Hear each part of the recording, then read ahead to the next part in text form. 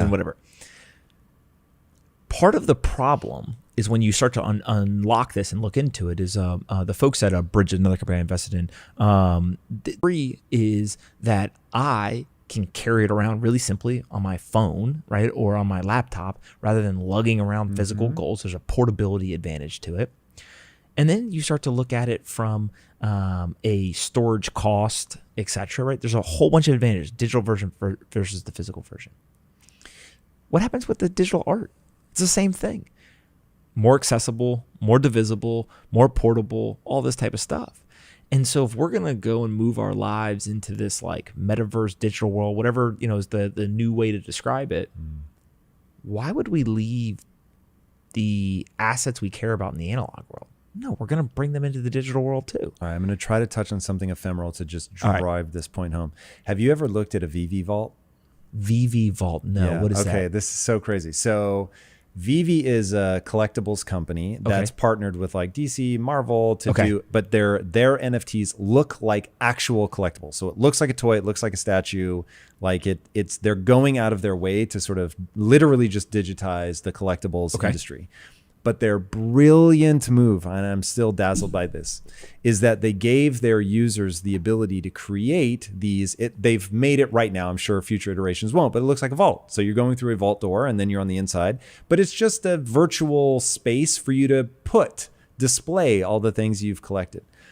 The level of creativity that people show in placing their items is insane. So I'll give you one example. The way that they have programmed this space. So one of the collectibles you can buy is the DeLorean from Back to the Future.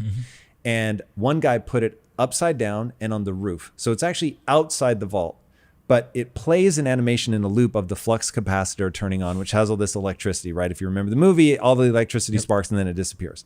So it does that animation. So as you walk through this guy's vault every 30 seconds, whatever, all this electricity just runs around the ceiling because he's placed his collectible. And I was like, oh my God, if I have the physical thing, you have to come into my house to see the physical collectible. B, it's not gonna have electricity sparking everywhere. It's gonna zap some kid walking by. So not only now am I only bridled by my imagination, but anyone, anywhere can come and see this. And so now as a social creature that wants to connect with my community, and I'm given these virtual tools, I don't need to be wealthy, right? You no longer need a big crazy house to display all of this art.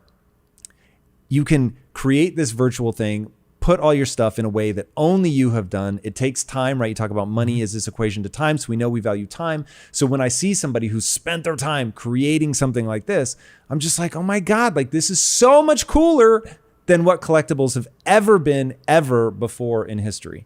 And so I start thinking about, all right, now you're going to have companies that spring up that are making virtual galleries where the gallery itself is like this crazy physics defying piece of art. And you're not just walking through a mimicry of a traditional gallery. You're on the fucking moon. You're in outer space. You're inside the body, whatever you want. Like it is the creativity that the digital realm unleashes because you no longer have to obey the laws of physics.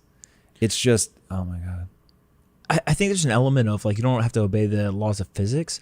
You also don't have to ask permission of anybody. Preach. Right? So, if you go and you look at an art gallery in Manhattan, for example, how many people really got an opportunity to design the art gallery?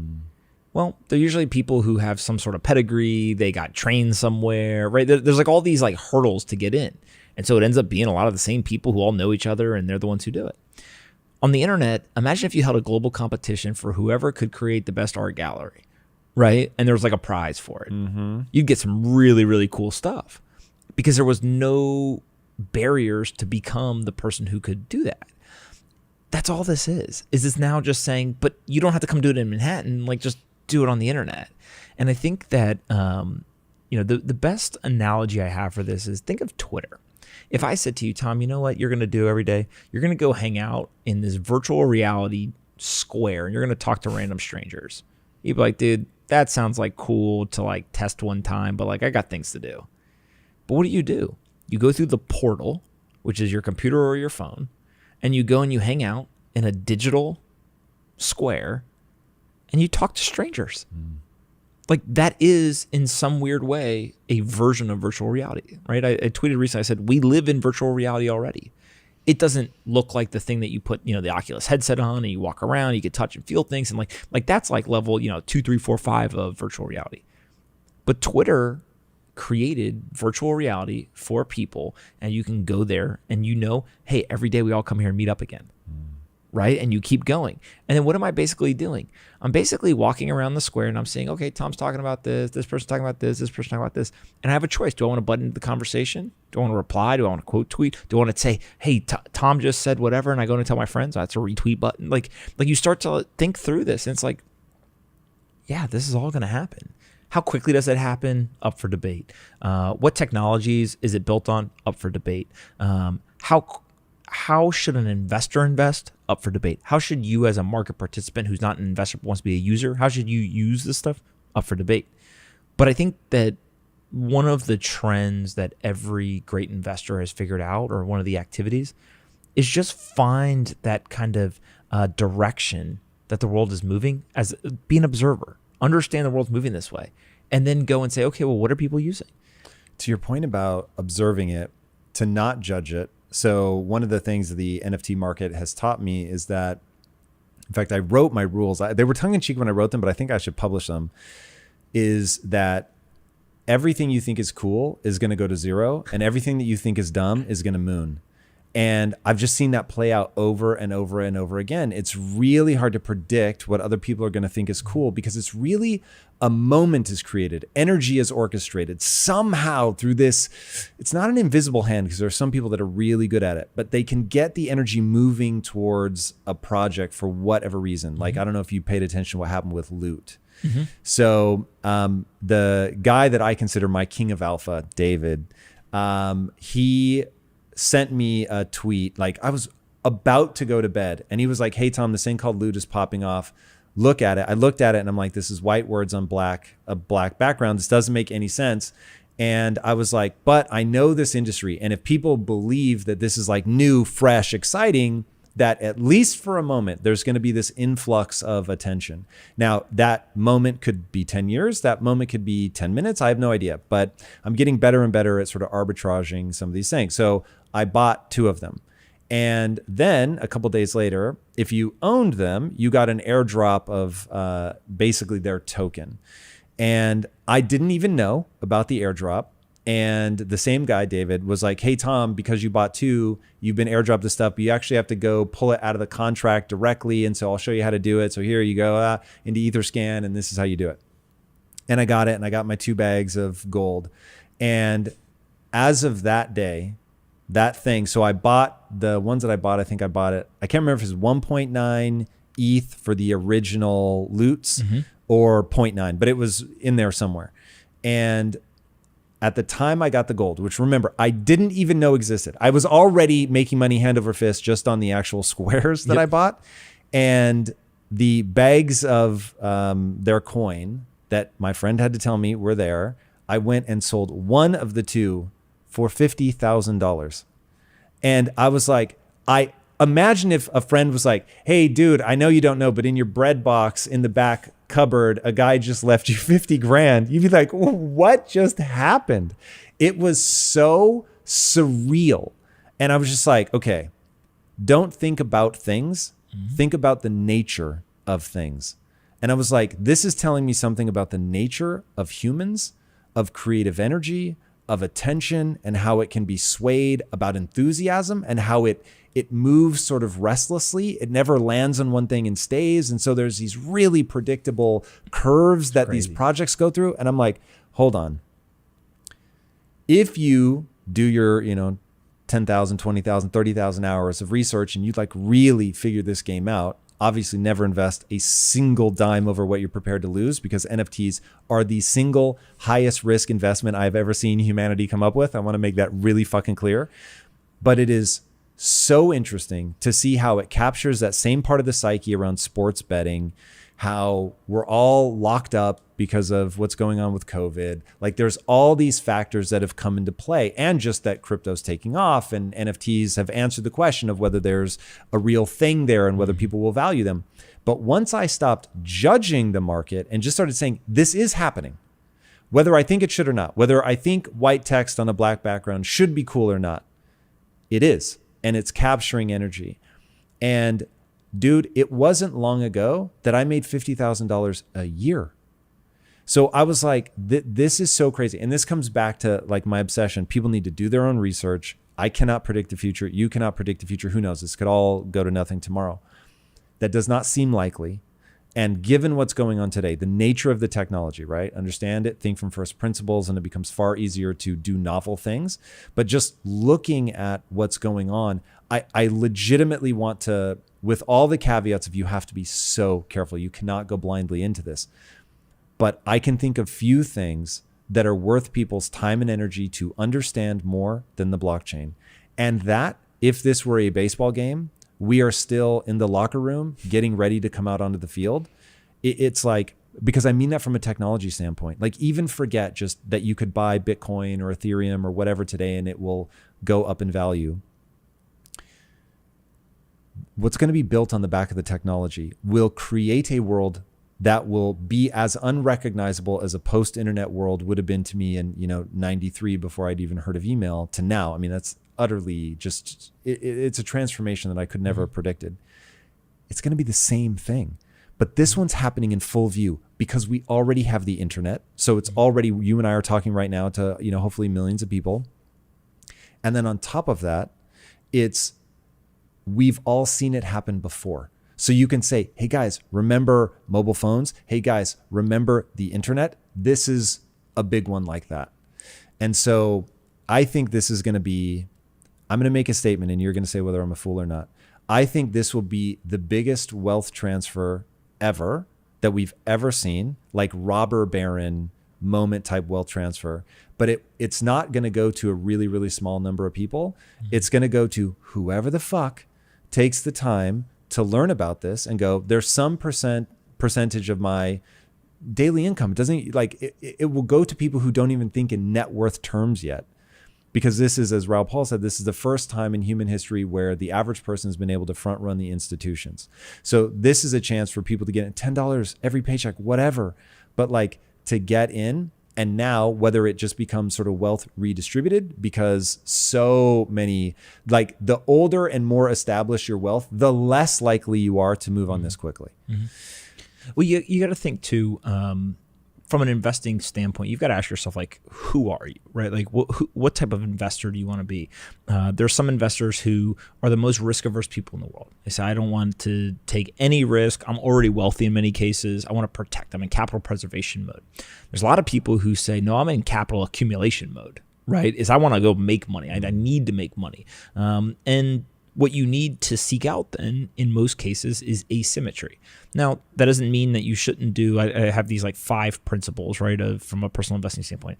You need to spend less than you make, like kind of a core principle, right? Got to get out of debt if you're in debt. The third thing is that you have to get out of cash and you have to invest in assets. Doesn't really matter what assets, as much more so as the action of investing. You got to be super, super, super patient, right? And you got to be disciplined. And that's it. And if you do that for long periods of time, like, you will make money. And the reason is because the currency underlying it all is going to be devalued. So all of these asset prices continue to go up. Stock market, every single day, it seems like it hits a new all-time high, right? It just continues to go up and up and up. But that's if you're super risk averse and you say, hey, I'm just going to buy a low-cost index fund, S&P 500, whatever. There are some people who want to take more risk and they want to look for more asymmetry. But I think that the NFT stuff, et cetera, is fascinating because there is a level of wealth that is being created, but it's not being exchanged. And so this is something that I think a lot of people, when they think about, oh, there was $3 billion that was put through a system, or that person is worth $1 billion and they made it in crypto. In many cases, what happened is not that somebody gave $1 billion of fiat currency and received $1 billion worth of digital tokens. Instead, what happened is somebody created it out of thin air. And so now all of a sudden you have all these tokens that are worth a penny. And they start trading, and one trades at 2 pennies. And next you know, now that market cap of the asset is now 2x, right? It's no different than companies. So for example, when Jeff Bezos starts Amazon, right? He says, hey, my company is worth X dollars. You can buy shares at, Y price. Okay. As the company accrues value based on all these valuation metrics that people have, eventually the company is worth, $1 trillion. And you're like, well, did $1 trillion get paid to you? No, I don't think Amazon's ever made $1 trillion in cash, but the equity value, which has accrued value over time, ends up being a really big opportunity. And so it's fascinating for me to watch people like, take a Jay-Z as kind of the quintessential example. You can see over the 20, 30 year period, him wake up to and understand the power of owning equity. That's something that was created out of thin air that accrues value based on a certain number of valuation metrics. And if you're the one holding the asset, you can actually drastically increase your personal net worth and the value and cash, et cetera, that you have. A lot of that's happening here as well, right? Is somebody's buying something. You bought the loot, which is, kind of this ability to play this game or participate in this community. And as more and more people wanted to participate, it became more valuable. And so it's no different than you buying a piece of real estate. More people want the real estate, and so the value goes up. Now you're buying this asset, and the value goes up because more people want it. Owning equity ends up being the greatest way to create personal wealth. Whether you're owning a cash flowing business, whether you're owning the equity of a payment system like Bitcoin by holding the actual asset itself and having financial exposure to it, you're owning the equity of real estate, of a community with NFTs, etc. It's all the same investment mechanism. Now, which ones accrue value, which ones don't, why should they accrue value, etc. If you are in a market predictor, kind of seat, sure, you can speculate based on what you think's gonna happen, what you think's not gonna happen. If you're in the market observer seat, you simply are saying, look, the loot game, I wasn't really into those types of computer games, etc. as a kid. My brothers and I were all playing Madden and, basically throwing the N64 controller at each other, halfway through the game right before somebody 21'd each other, right? So to me, like, that's outside of my intellectual curiosity. But as a market observer, hell yeah, that's valuable, right? There's a ton of people who want to play this. There's a ton of people who are running into it. And so do I know if the price is going to go up or down or whatever? Like, all of that is almost secondary. And frankly, I don't think anyone can predict, as much as being able to observe the fact that, I don't know. I think the GitHub repository of loot in general was one of the most positive or was one of the most popular GitHub repositories last week. So crazy. On the entire internet. And again, does that mean that it's going to be worth tons of money? No. Is that a pretty good data point? There's a lot of developer activity? Yeah. Right. Are there a lot of people who are talking about it online? If you go search on, Twitter in the tech community, a whole lot of people talking about it. Again, we've seen things tons of people talked about and ended up going to zero, right? So there's no one data point is the predictor. But I think if you sit in the market observer seat and constantly remind yourself, I do not know the future, but I'm willing to observe what's happening right now, you start to understand that there's corners of the internet that think weird things are valuable. And so if you can get out of the game of, I see these things, right? And I think, I'm like, that is weird. Why would somebody buy words on a black screen? I wouldn't buy it, right? So nobody must want to buy it. Well, no, I'm an idiot if I think that, right? Because what ends up happening is, as an observer, you have the humility to understand there's millions and millions and millions of people on the internet that want to do stuff I don't want to do. Okay. So you can choose to invest or not invest or whatever, but being aware of and observing what's happening, I think, is really important. And whether it's NFTs, whether it's games, whether it's something else, you start to just wrap your head around and say, man, this technology is creating two separate revolutions. One is a monetary revolution, which is Bitcoin, what we've talked about in terms of the fact that nobody can debase this currency. Anyone has access to it and has censorship-resistant payments, and it has sovereignty for those that hold it. That seems pretty valuable. $1 trillion market cap today, how big can it get? I don't know. But I think it's going to be bigger 10 years from now than it is today. Okay, I probably want to own some of that, right? That's my personal decision. The second revolution is this idea of kind of the digital realm, or the automation that it comes with all of this. And when you start to think about this, you say to yourself, man, there's a lot of people who seem to want to do this. even if I think it's completely stupid, even if I think that it's literally the worst idea in the world, how do you argue with the market? And so I think that, there's folks who choose from like a maximalist standpoint to focus only on Bitcoin. And frankly, that's where I tend to spend most of my time, because the monetary revolution is much more intellectually stimulating for me, right? I'm intrigued by it. It's things I sit and think about all day and spend time on. But I got plenty of friends who think that's the dumbest thing in the world. They're like, dude, who cares, right? Like, look at this and pick your kind of other area to focus on. And so I think that it's really easy online to like get caught up a lot in this idea of one revolution is important and one's not, or vice versa. At the end of the day, it's, well, who's asking the question? And what we're watching here is every industry is going to be impacted by this technology. Yes. And so if you're into art, you should understand it, because it's coming to art, right? And likely the digital art, everything, music, all this stuff. Everything. The thing that is most fascinating to me about the entire thing, and I've been doing this now, 5, almost 6 years. In the beginning, all the legacy players wanted nothing to do with this. And a lot of my time was focused on Bitcoin, because that was really the only liquid, true asset that they would even have a conversation about. All the billionaire investors, not interested. All the big Wall Street banks, not interested. All the institutional investors, not interested. Almost to a T, the best in the world have changed their mind. They continued to get new information, and they changed their mind. And now some of them are the largest investors in the industry. And so there's a level of intelligence and intellectual humility it takes to get new information and change your mind. The people who haven't changed their mind, for the most part, not everyone, but for the most part, historically, they haven't been very good investors. That's interesting. And so they just have this rigid way of thinking. And regardless of the technology evolution, regardless of what happens in the market, they just have that rigid, kind of adherence to a framework. And so to me, like, that's been one of the biggest investing lessons is I talked to that guy. He wasn't like, he gave me a 12-minute meeting. He literally nice to meet you. I basically took the meeting because somebody else I know told me I should meet with you, but like, I got to go to lunch, right? To now you're a huge investor in this stuff, and you're out and you're talking about it and you're explaining it to people, etc. In 2 years, what happened?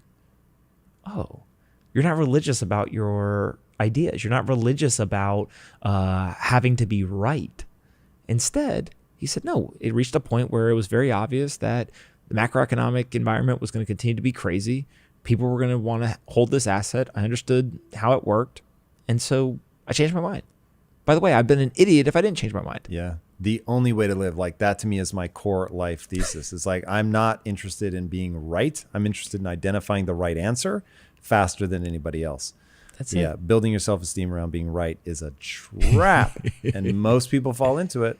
But that's really interesting. It's also, if you think about trends and like identifying the right answer, a lot of times if you were to go ask, like, venture capitalists have to a lot of times understand technology innovation. They also have to kind of extrapolate out really, really kind of parabolic type growth, etc. And the best way to do that is actually not to think about it, right? It's not to say, you know what, Airbnb is going to go from no locations to globally dominant in 5 years. It's impossible to see that world. The guy has air mattresses in his kitchen. How is he going to go become a globally dominant company? Uber has black cars driving around San Francisco. How are they going to go literally convince people not to buy cars and instead use their service? That sounds insane at the time. But what you can do is you can basically identify people who have some future vision of the world that is different, and if successful, will end up actually being incredibly valuable. So kind of different and right? And what you find is that's why venture capitalists make so many bets, is because they're building a probabilistic outcome. Okay, if I make 10 of these bets, 4 of them are actually going to work. The 4 will pay for the 6 losers. And all I need to go find is 10 crazy people who think that they can change the world, right? Now, sure, not everyone invests that way.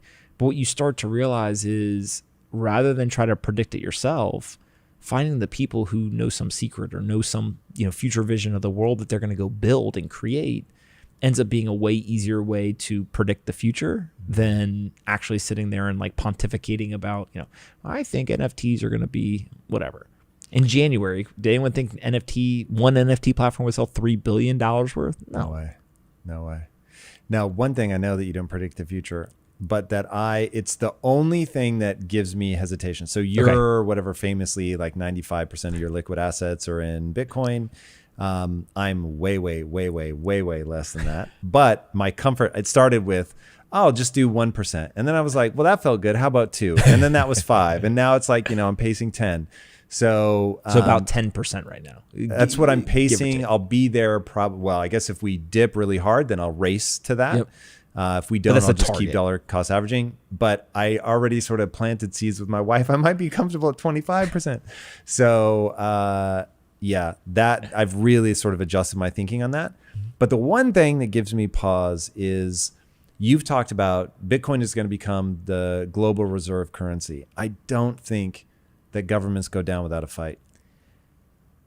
Yeah. So global reserve currency, first of all, is like a term that everyone talks about, but what is a global reserve currency, right?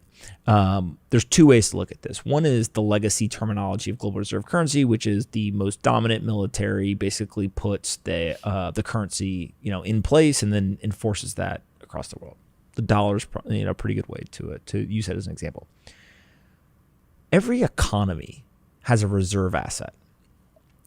The U.S. economy is based on the U.S. geographic players, right? People within the U.S. Geography. And the reserve asset is the U.S. dollar. If you go to Mexico, the Mexican economy has a reserve asset, the peso, etc. And you go through the world, this is true. There's an economy, though, that has been created. It's actually the largest economy in the world, and it doesn't have a reserve asset. It's the internet. The digital economy does not care about where you physically are. Geography does not matter. It's unhinged from the geography. What's the reserve asset of the digital economy? Well, most people would say, well, I use dollars, right? That seems to be one of the more popular ones. But that's because we live in the developed Western world. People on the internet in India don't use dollars, right? They use their local currency. And you go around the world and you see this. Well, what happens if we all just used one currency and all the units were the same? Okay, that'd be interesting. And so the reason why I say that it is going to be a global reserve currency is I actually don't think it's nearly as competitive with the fiat currencies as people think it is. Because ultimately what happens is the digital store of value, I want to protect my assets. And so what we're moving towards is a multi-currency world, right? Right now, you and I live in a single currency world. You get paid in dollars, save in dollars, invest in dollars, and then you also pay taxes in dollars. If you want to go to somebody else's single currency world, Mexico, you have to convert your dollars to pesos to operate within the Mexican economy for the most part. Well, when you make that conversion, it's actually very difficult. You go to the bank and you try to withdraw it. It's got to be large sums. Or you go to like a currency exchanger at the airport, they rip you off, right? Like it sucks. What happens if all of a sudden the friction and the cost of transacting between currencies or the switching cost goes to zero? And now I get paid in dollars, and with the click of a button, I can change my dollars into pesos or into Bitcoin or into a digital euro, etc. Well, now the technology is the exact same. The only difference, the only competition between the currencies is at the monetary policy standpoint. They're all digital currencies. So the digital dollar, the digital peso, and Bitcoin are literally all the same technology-wise in that steady state. But there's competition at the top layer, at the monetary policy layer. What is monetary policy? All fiat currencies have the same monetary policy on a structure standpoint. They're all inflationary currencies, meaning that there's constantly more printed of it. It's got a variable monetary policy, meaning that it constantly changes. Sometimes they're expanding, sometimes they're contracting. But the reason why the dollar is guaranteed to lose value is because they have to continue to create more of it, right? Same with the peso, same with the euro, etc. So if you actually take all the fiat currencies and you put them in a bucket, there is a non-consensus or a different currency structure, which is Bitcoin, for example. And so if it ends up being right, it's going to be wildly valuable. It's non-consensus and right. But two is, if I'm looking to store value, if I'm trying to save, I'm not going to save in the fiat structure, regardless of the currency. It doesn't matter, dollars, euros, yen, whatever. I'm going to put it into an asset where it protects my purchasing power. And if the switching cost is zero, I now can switch back and forth very easily. So you can see a world where my employer pays me in dollars, it auto converts into Bitcoin, I sit it there, and then I got to pay my taxes in dollars. I convert back into dollars and I pay. Well, I'm saving in Bitcoin. I'm storing value in Bitcoin. What do people do? Well, historically, maybe I had to buy real estate to do that. So my employer paid me in dollars. I took the dollars, I converted it into real estate. I sat there, and then all of a sudden I needed money to pay my taxes. I could sell the real estate, get it, and pay it back. Now that's a ridiculous, order of events if I'm simply going to use it as a saving mechanism to then pay my taxes, later this year, because there's cost, there's time lapse, etc. But there's no difference between doing that with real estate or doing it with Bitcoin. It's just now all of a sudden I can do it instantaneously. I can do it with a digital asset that protects my purchasing power, and the switching cost is zero essentially. And so when we move to a multi-currency world, actually in some crazy way, the fiat currencies may become more valuable. And this is, not everyone agrees with this. I was going to say, I'm so intrigued. It's like the restaurant problem, right? If I put a restaurant on a intersection, it's the only restaurant. It gets, let's say, 10 people a day. If I put a restaurant across the street, many times people will say, oh, that's competition. Now that first restaurant's going to suffer. If I put a third one there, people say, oh my God, that first one's screwed. A fourth one, oh my God, the first one is out of business. In reality, what happens is all the studies show when you build density at the intersection, everyone actually gets more traffic because that becomes known as restaurant intersection. That's where all the restaurants are. Yep. I'm hungry. I don't know. Let's just go down there. We'll figure something out. And so actually the first one benefits from having the others move in there. There's two arguments when it comes to Bitcoin and the fiat currencies. One is that they're in direct competition with each other. Bitcoin wins, fiat currencies lose, game over, right? And in that scenario, governments absolutely do not want this to happen. The governments that embrace the technology that ends up being the winner first will drastically outperform those that are last to adopt it, right? The second one is this argument of, no, actually, a multi-currency world, all boats rise together.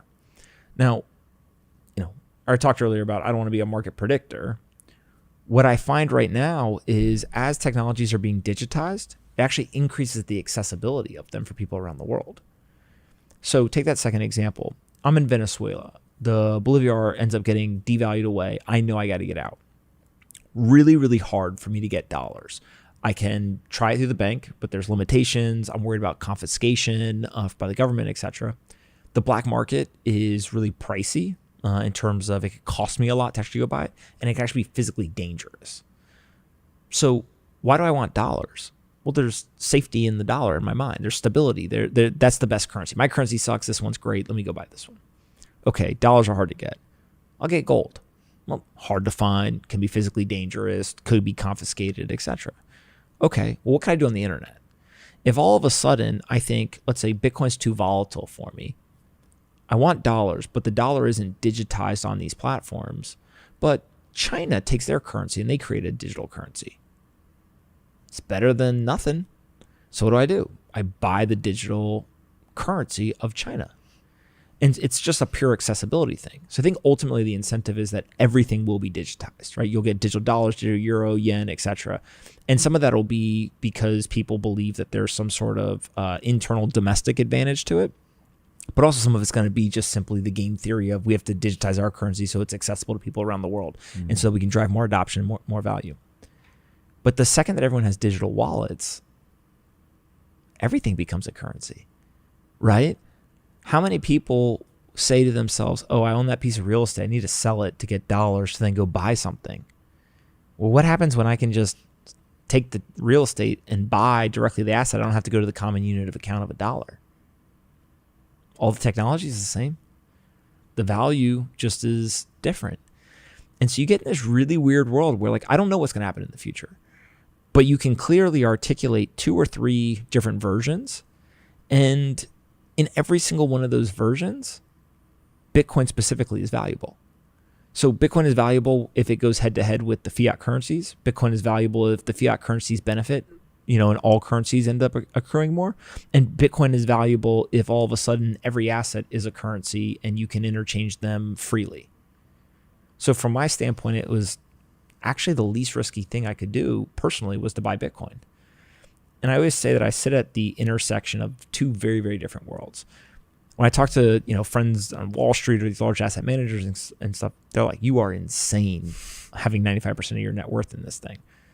And I say, sure, but I think you're insane for having 95% of your net worth in dollars or in dollar denominated assets, right? So we see eye to eye on insanity. It's just two different assets.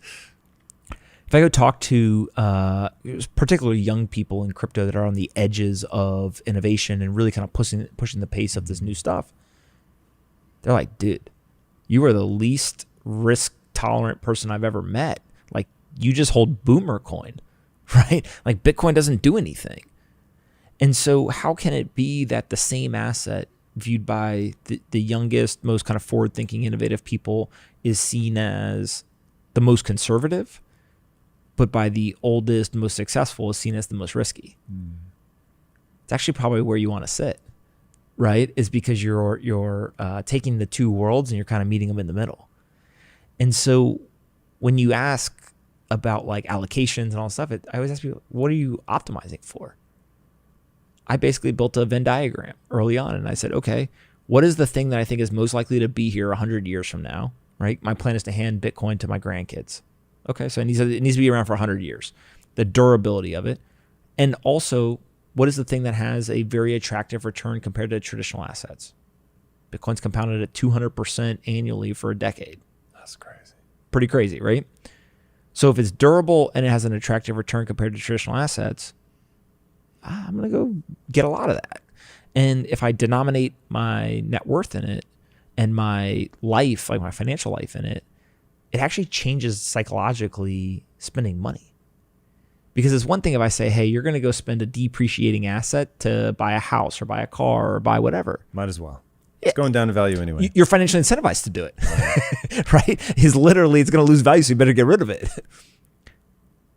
If I say to you, hey, you're going to buy something with an appreciating asset that is likely to be worth more in the future than it is today, now all of a sudden you think to yourself, well, what am I buying? Do I need it? Is it an investment? Is it going to be worth more than what this is going to be worth? You start to ask yourself some of the questions you might not have otherwise asked. And so it's one of these things where like I basically just thrown my hands up and I said, look, the world is changing at a rapid pace. I spend all day on this stuff and I can't keep up. It will look very different 25 years from now than it does today. And how lucky are we that we get to live here, that we're talking about it, that we see the opportunities. And you know what? You and I will make a bunch of investment decisions. Some of them will work, some of them won't. My guess is that by picking the right industry that has a massive tailwind behind it, we would have to be really, really, really, really stupid and then make really, really, really stupid decisions. We probably still will be okay. Because it's like saying, oh, I invested in the internet in the 90s. I mean, you had to be an absolute idiot to not somehow, somewhere end up better off after investing in the internet than before. I think the same thing's true here. So, you can make optimizations, all that, but at the end of the day, anyone who's paying attention to this stuff, I think is going to be fine. That is the perfect place to stop. Boys and girls, if you haven't already, be sure to subscribe. Follow this man everywhere. Tell them where they can find you. Just on Twitter at @Pompliano or search Anthony Pompliano on YouTube. There you go. You won't regret it. And until next time, my friends, be legendary. Take care. Peace. I grew up in the world of what is known as macro investing. Macro investing is when you look at all the asset classes everywhere around the world. So bonds, equities, commodities, currencies, credit, all of these things. And you try and look for what is the best return you can get. Maybe that's in India, maybe it's in China, maybe it's in the US.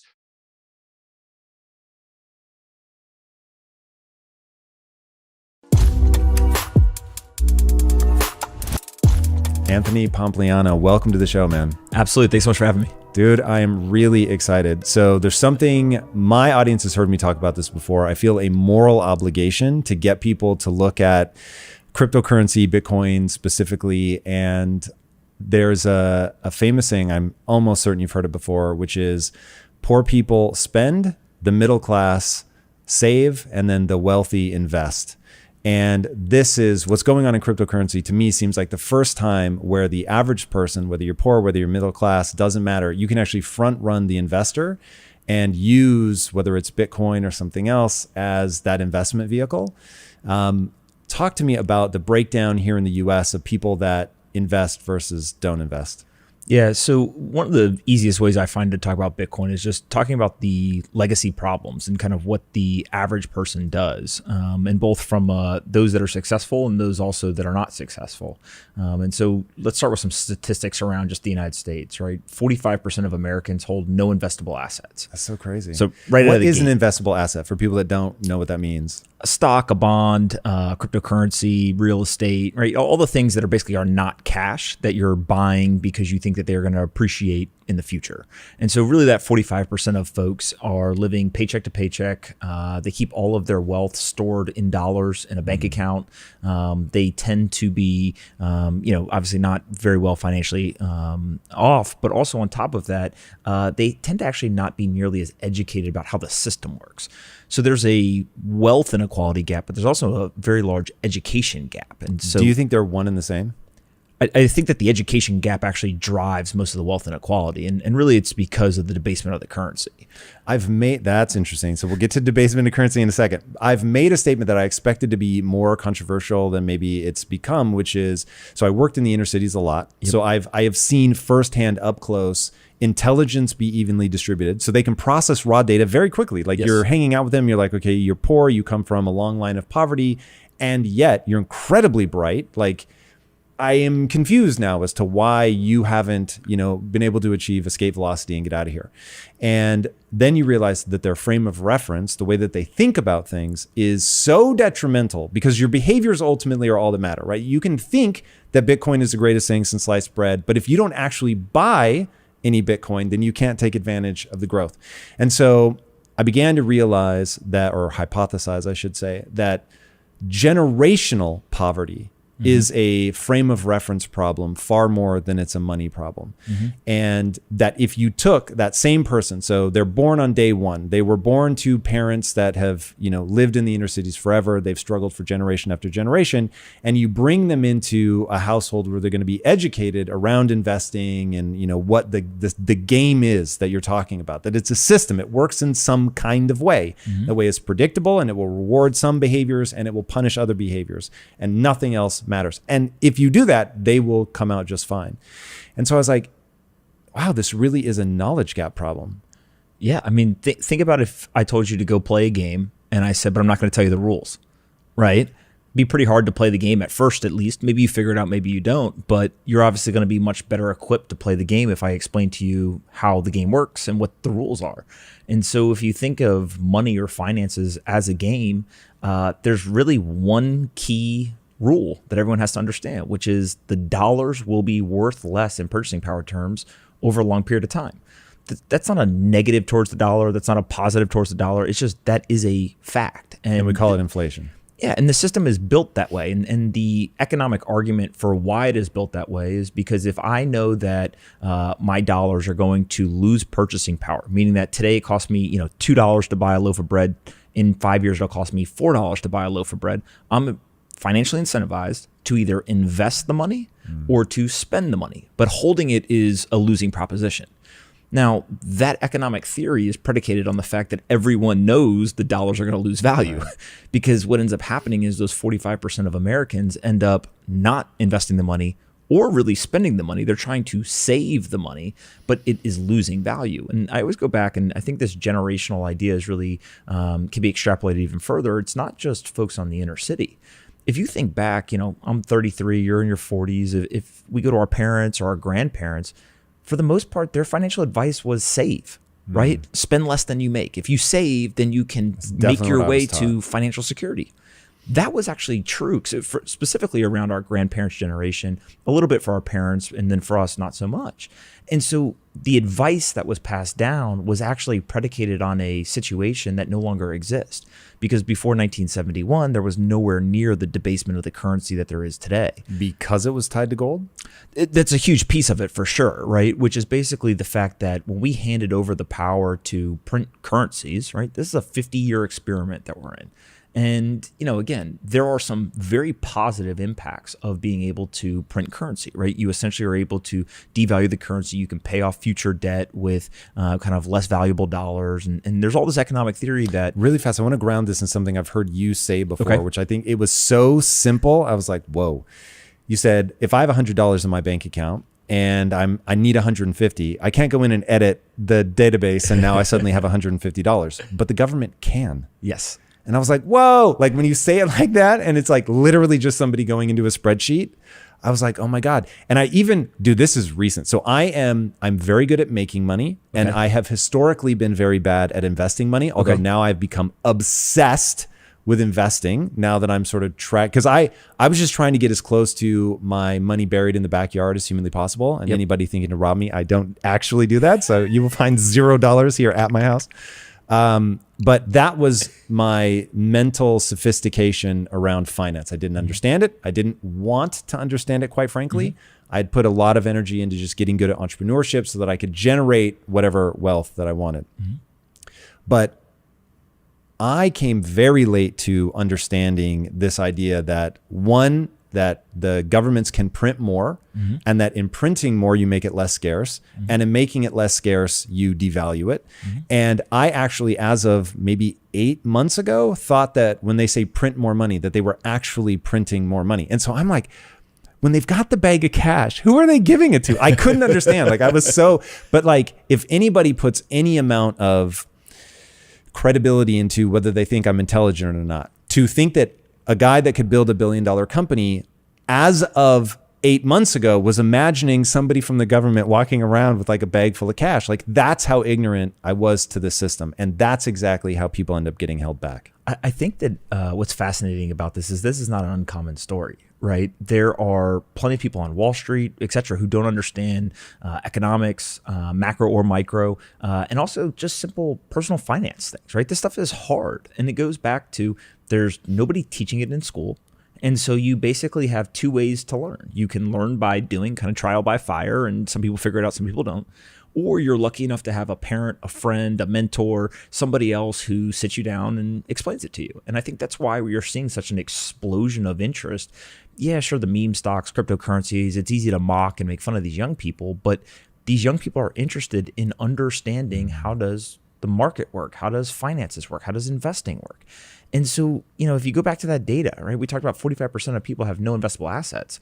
The two stats that just blew me away when I started to look at this was 80% of millionaires in the United States inherited $0. So the narrative is interesting. Everyone inherits wealth and it's just passed down. Well, 80% of Americans inherited nothing. 20% inherited something, 80% nothing. The second one is that 33% of millionaires in America never made more than $100,000 in a single year. So you start to ask yourself, well, how does it that somebody that doesn't make six figures a year become a millionaire? Well, they have to be disciplined and understand personal finance. And so it is possible to do it. It's not everyone. It's hard, right? It's not the easiest thing to do, but it can be done. And so as you start to understand, like, okay, the education is a huge piece of this. You actually see that the people who are wealthy, some of them could explain to you why they're doing things. They have a kind of a deep level and detailed knowledge of the actions they're taking and the reason for it. There's a whole other group of people who are wealthy who couldn't explain any of it to you, and they just know that their parents told them, hey, buy real estate. Real estate always goes up. But they don't understand printing of money. They don't understand quantitative easing, interest rate. None of that stuff matters. It was just, they just did the action. And so there's a lot of paths to get to kind of the desired, area, if you will. But I do think that Bitcoin specifically, what it's done for me and for other people is I have an economics degree, which is crazy because I didn't learn anything, right? That's hilarious. This episode is brought to you by Peak, where plants and science intersect. Go to peaktea.com/impact. You'll get 5% off your first order and use code IMPACT at checkout to get free shipping. Enjoy the episode. it was only once I started to actually invest money that I started to really get the education. So I always say, Bitcoin taught me economics. It taught me personal finance. It's taught me social psychology, all these different things. But there's an element of just understanding, hey, invest. Because at this point, given the inflation and the monetary debasement, it is impossible, literally impossible in America to get a financial security position by saving. It's just they're debasing the currency. 38% of all dollars in circulation were printed in the last 18 months. That's insane.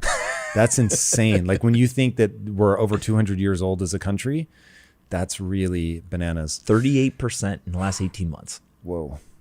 So now as I think about, I'm trying, it's funny, if people go back and watch all my interviews, they see me from the time that this all kicked off with COVID. They see me grasping at straws, trying to help the sort of average person find a way through this, because I really started to, panic isn't the right word, but it's like I was deeply at unease because I knew who was going to get pounded the hardest by what was happening. And it was like, look, I was going to be fine, but a lot of people that I know, care about, love, were not going to make it through this thing. And so I started bringing on, because of the reach of my show, I was getting on like the biggest macro investors in the world. But because I didn't understand finance, I didn't know that that was the wrong person to go and talk to, because they can influence countries and they can help huge hedge funds, but they don't know how to talk to the average everyday investor.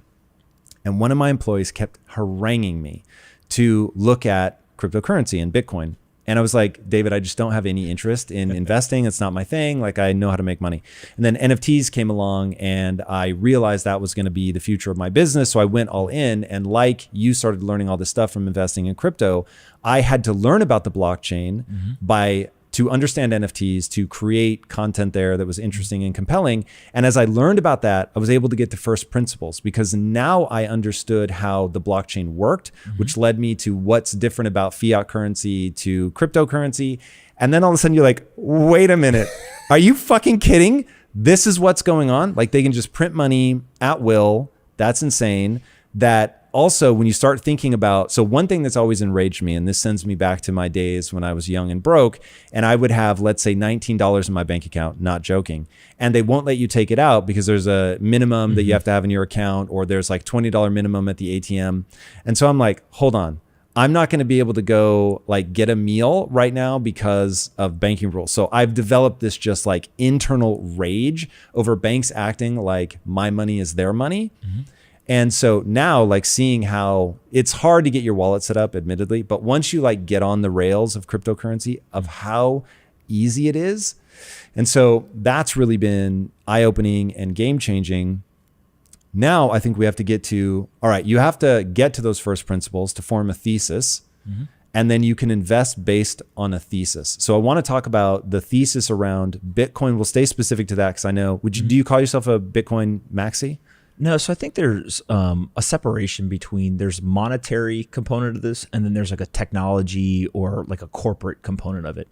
The monetary part, you have to be a maximalist, right? You're a fiat maximalist. If you're a US citizen, you get paid in dollars, you save in dollars, you invest in dollar denominated assets, you pay your taxes in dollars. So you're a fiat US dollar maximalist. When it comes to monetary assets, everyone in the world is a maximalist, because that is what you denominate your wealth in, right? Very, very rarely does somebody say, hey, 50% is in this currency, 50% is in this currency. And so from a monetary standpoint, definitely a Bitcoin maximalist, because I think Bitcoin is the only one that has an opportunity to actually kind of ascend to global reserve status and end up being the superior monetary form. But when it looks at the technology, I think that there's going to be massive competition on that. So if you look at the technology side of it, where you're not talking about monetary asset, you're actually talking about a technology asset, it would be like saying you're an iOS maximalist, or you're a, Python maximalist, right? Depending on the language or the platform or whatever. So I think that you've got to be able to separate out and say, Bitcoin is competing with fiat currencies for store value, medium of exchange, etc. And really fast, fiat just means it's government backed. Just government backed, and basically they control it. So the key definitions here are a fiat currency versus, let's call it, sound money. All sound money is basically something outside of the system and something that people can't create more of. So gold is a analog version of sound money. It's a physical form of sound money. Created by stars exploding. When I heard that, I was like, God, yeah, that really is an interesting way to think about why it's scarce. Yeah. And Bitcoin is a digital form of sound money. And so you can compare the sound money to the fiat money. And, it becomes pretty clear pretty quickly to people is like, okay, one is completely abundant and can be created at will. 38% has been created in the last 18 months versus one that nobody can create more of. Well, I don't need to know much else other than that to know which one's going to end up being more valuable. And so if we look over the last 12 years or so, Bitcoin's purchasing power, and all purchasing power means is how much does it cost to buy, a good. The purchasing power has appreciated. It's increased. So all of the expenses around you, all the physical items that you buy have gotten cheaper and cheaper. So it used to cost me 1 Bitcoin to buy a loaf of bread. Now it might cost me 0.0001 Bitcoin to buy a bread. Okay, that's pretty interesting. The dollar's the opposite. Right? It cost me more dollars to buy the bread. So everything's getting more expensive around me. And so ultimately... Dude, hold on. Like that's so basic and so game changing to understand. So you've done a mental switch where you now denominate emotionally in Bitcoin, aka Satoshis. And I haven't yet. So as I see the price fluctuate on Bitcoin or whatever, I get excited. Well, the funny thing is I get excited in either direction. When it goes up, I'm like texting my wife, yo, in the last 24 hours we just made. And she's like, you have got to be kidding.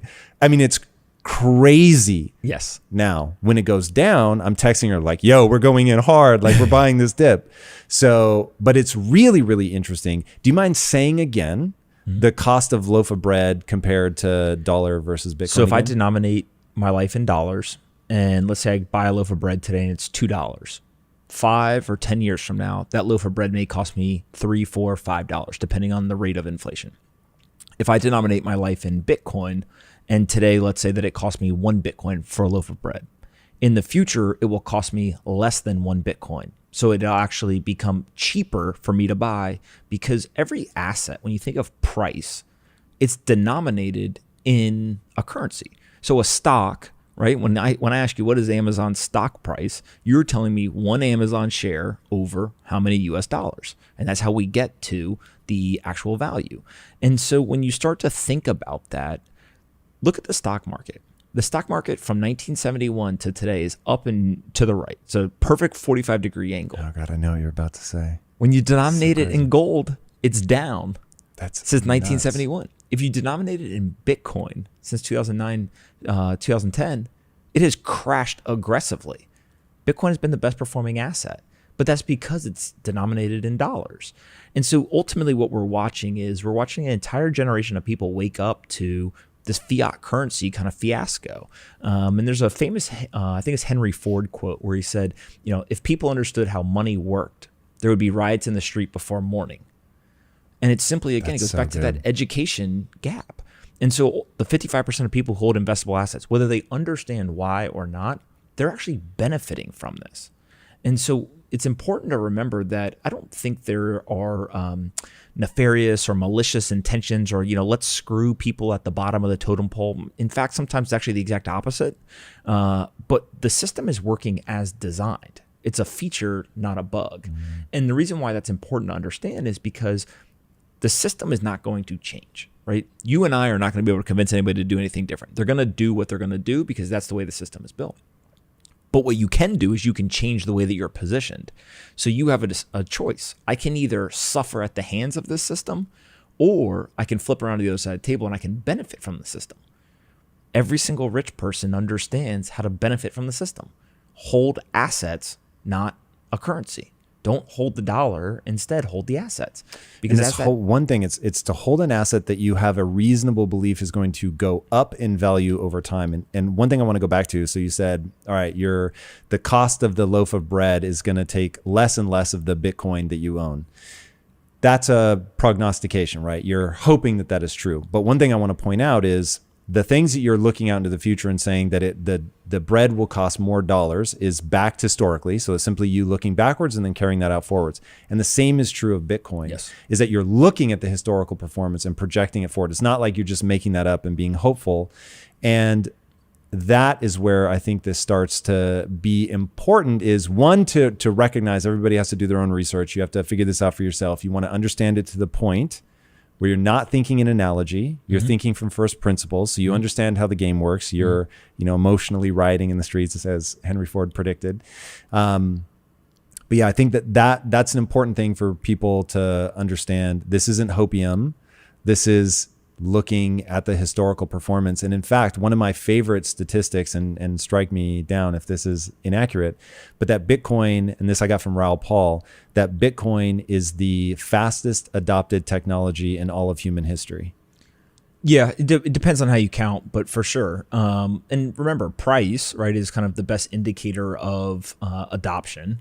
If you have a fixed supply asset and demand for something or adoption for something goes up, the price has to continue to move upwards, right? Just more and more people want this scarce asset, and so the price goes up. Bitcoin was the best performing asset over the last decade. So now, all people talk about is the volatility. Well, volatility actually, and this is like where you get a little bit more in the weeds, can be very good for a portfolio. So there's this data because you have potential massive upside. Yeah, so there's two kind of ways to think about volatility. We think of volatility when it's talked about in the mainstream media as a negative thing, right? Oh, it's volatile, it's volatile. Well, if something goes up in value, it's volatile to the upside. If it goes down in price, then it's volatile to the downside. So volatility isn't good or bad. It's just, is it going in your direction or not, right? If you're short an asset and the asset goes up in price, you hate volatility, right? Because you want it to go the other way. So volatility being not good or bad is important because you want it to actually be volatile if it's going in your direction. The second thing is, I think that this data may be, I think it's 2015 to 2020. And don't quote me exactly on the dates, but there's a 5-year period where if you invested in a 60-40 global portfolio, 60% stocks, 40% bonds, you got a 7.2% annualized return for 5 years. It's about average where we've seen it over the last few decades.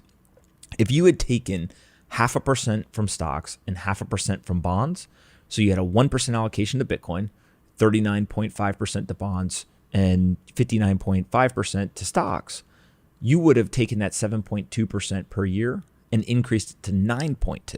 Wow. So a 200 basis point increase in your annualized return. If that 1% allocation to Bitcoin had gone to zero, you lost all the money, you would have only gone from 7.2% to 7%.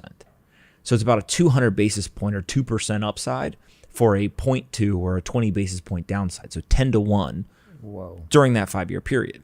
Now, the reason why I say that is 1% of a portfolio is not a lot of money. For most people, that's kind of a speculative type investment.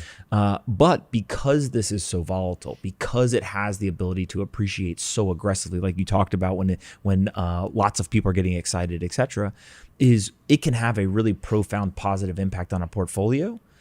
And still, you only have exposure of 1%. And so we just haven't seen that many asymmetric assets like this before available, kind of in a liquid market for people to go buy. And what I think ends up happening is people come in because of the price. They're like, oh my God, I'm going to get rich. This is amazing. This is like the greatest thing ever. It goes up in price over time, whatever.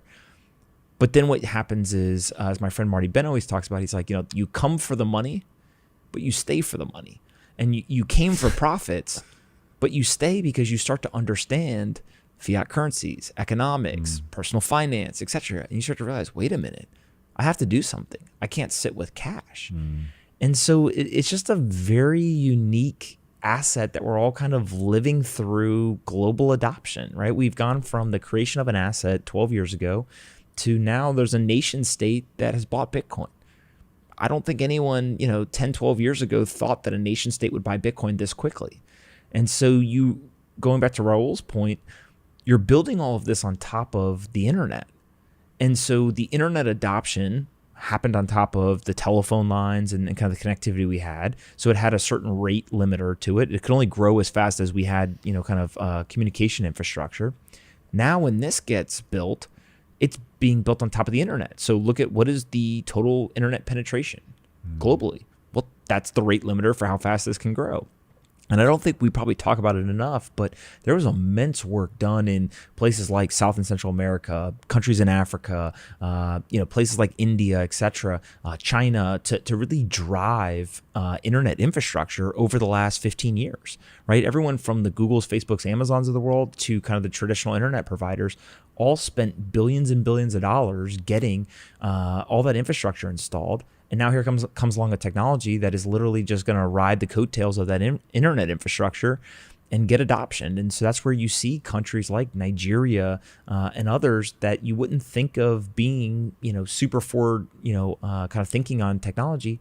They're actually some of the highest penetration and adoption. They have the macroeconomic problems of the currency, and they're watching their currencies get devalued. They're watching the dire financial position they're in, and they have the internet infrastructure now. And so they're not tied to a legacy infrastructure financially. So what do? They leap forward a developed country. And I think El Salvador's got a shot to do that. I think Nigeria is going to do that. And so we're just watching, a tale as old as time. This has happened over and over and over again with technology trends. It just so happens that now it's coming for finance, and there's a lot of powerful, influential people who don't like that. Yeah. All right. So I want to leave some breadcrumbs for people that maybe are in my position 8 or 9 months ago. They have no idea. This is so dizzying to them.